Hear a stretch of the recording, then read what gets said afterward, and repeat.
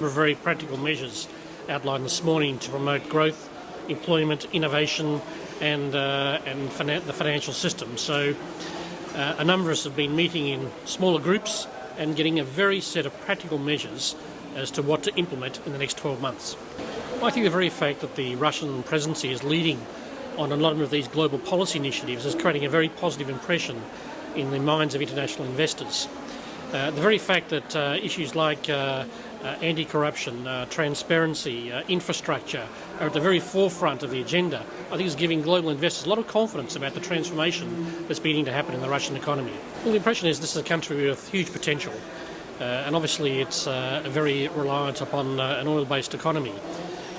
But in a sense, it also has a rising middle class. It's increasingly looking at economic reforms, and I think most of the international investors that I've been listening to this morning actually have very positive messages to say about the agricultural sector in Russia, some of the entrepreneurial ability, and we got some very positive messages this morning from some of the private equity investors about the potential to continue to invest and develop in various technology segments of this economy.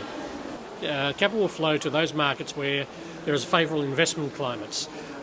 Basically, I think what you've got to do is make sure that capital is transparent, is measured and is productive. And I think too often where the G8 have focused is that capital has gone to very unproductive uses, has been hidden from the global taxation environment, the global money laundering environment, and increasingly countries have been called to account for good governance and make sure that what capital we have is employed productively to lift living standards for all of the citizens in these particular countries. So I think I fully support this thrust of policy initiatives. I think it will help provide a change. I mean, Russia is an economy that historically has been regarded as a little opaque and not that cooperative, but I think its admission to the WTO, the potential admission to the OECD, the very fact that it's starting to engage in global discussions, I think is starting to show that Russia is a major economic and political force that's at the table discussing positively these particular policy measures. The fact that it's come on board so readily to where the G8 wants to be on this, I think is seen as a very strong positive sign by investors, particularly in those G8 countries.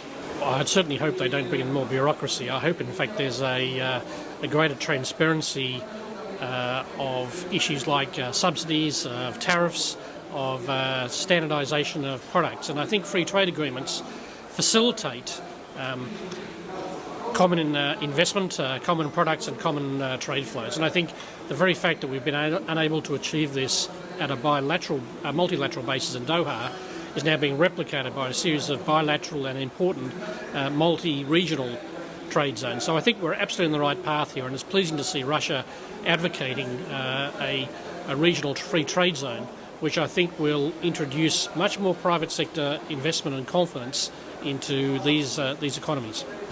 There's three things I expect from this forum. The first and most importantly is that the crisis is past, but now we've got to actually get back into a growth pattern.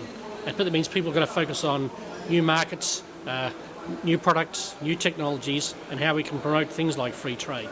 Second, I think we've seen the business community in particular start to articulate some very important policy initiatives that can be adopted globally by the G20, which will significantly promote economic returns to both developed and developing nations. And I think Russia is to be commended for its presidency of this. Third, I think the very fact that Russia is taking a leadership role in these issues is going to transform a lot of international attitudes towards Russia, and I think promote a greater understanding that its economic interests are aligned with those of other similar-sized nations.